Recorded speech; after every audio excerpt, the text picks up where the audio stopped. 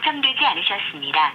다음에 다시 이용해 주시기 바랍니다. 올해 마지막 위례도 떨어지고.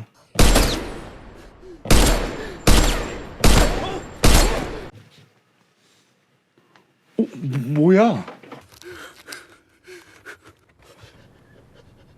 아직 한 발 남았다. 진돗개 3, 진돗개 3, 세퍼트 푸들 말미잘 삽살개. 바른길 부동산은 여러분이 당첨될 때까지 옆에서 열심히 보디가드 하도록 하겠습니다. 원빈 보고 있나? 죄송합니다.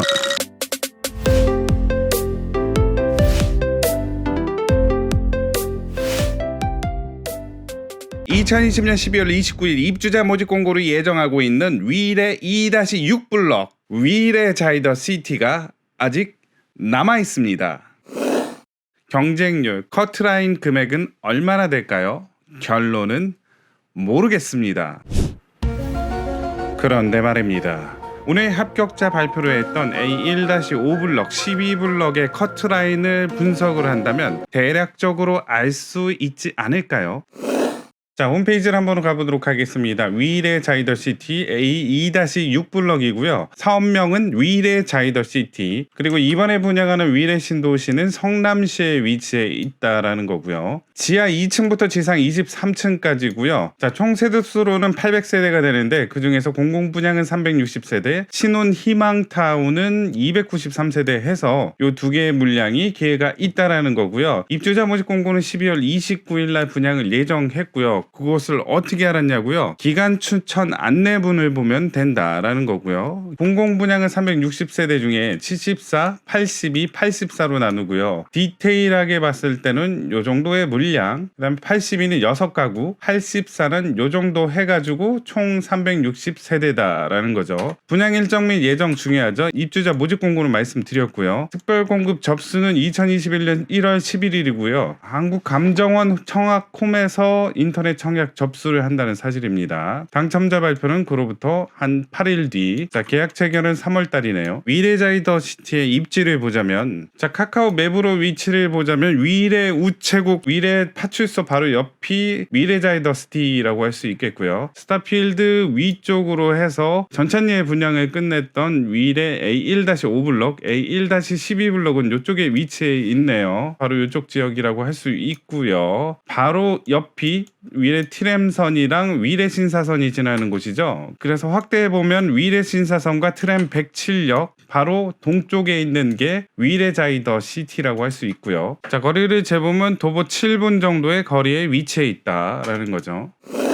분양 물량 중 일부는 공공 분양이고 일부는 신혼 희망타운이죠. 그거를 비교한 표가 홈페이지에 나와 있습니다. 자, 요거를 한번 꼼꼼하게 읽어보시길 바라겠습니다. 그래서 부적격 나는 일이 없도록 해야 되겠죠. 공통점은 뭐냐? 청약 예금 부금은 사용 불가한다. 청약 저축이나 종합통장은 가능하다라는 거고요. 성남시 2년 이상 거주자 30%, 경기도 2년 이상 거주자 20%, 기타 경기는 50%다라는 거라서, 자, 일단 성남시가 당해 지역으로서 우선적으로 공급을 하지만 기타 물량도 있다라는 사실입니다. 자, 그리고 둘 다 자산 요건을 보는데 이렇게 금액이 다릅니다. 그래서 요거를 참조해 주시고요. 특히 공공 분양의 일반 분양 같은 경우에 있어서는 60제곱미터 이상은 자동차 안 보죠. 소형 저가주택 같은 경우에는 유주택자로 간주한다라는 사실이죠. 보다 자세한 내용은 입주자 모집 공고가 나올 때 다시 한번 설명드리도록 하겠습니다.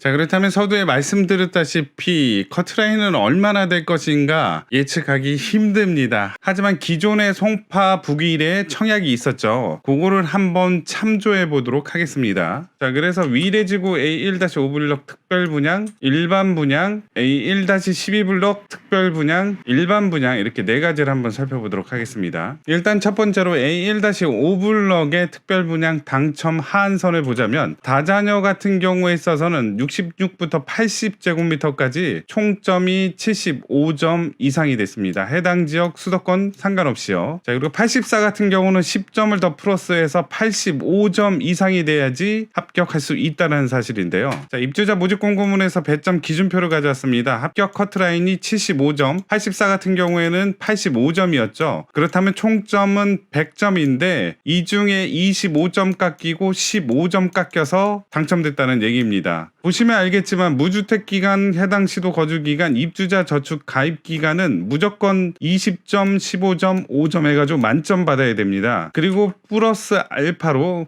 미성년 자녀나 영유아 자녀 수가 높아야지만 85점, 75점 정도가 나온다는 거죠. 자, 신혼부부 같은 경우는 해당 수도권 상관없이 11점 아니면 12점이라고 할 수 있습니다. 자, 만점이 몇 점이었죠? 만점은 13점, 거기에서 1점 깎이거나 2점 깎여야지 합격한다. 자, 만점이 되기 위해선 소득이 이하여야 되고요. 자녀수 3명 이상이어야 되고요. 거주기간은 3년 이상, 청약 저축은 24회 이상이고요. 이 둘 중에 하나에 해당해서 또 만점을 받아야지 만점입니다. 그래서 요 중에 미흡한 거 1개 아니면 2개 정도여야지 합격할 수 있다는 점이라 신혼부부도 쉽지 않았다. 자, 그리고 노부모 특별공급은 분양을 3년 이상하고 무주택 세대 구성원이어야 되고 커트라인 점수는 낮은 점수로는 75가 1670만 원에서 자, 높게는 2225만 원입니다. 다음으로 위례지구 A1-12블럭 특별 분양은 다자녀 같은 경우에 있어서도 75점, 여기는 이제 85점이 없는 대신에 수도권 64 같은 경우는 총점 70점 정도 하네요. 그리고 신혼부부 같은 경우는 죄다 11점.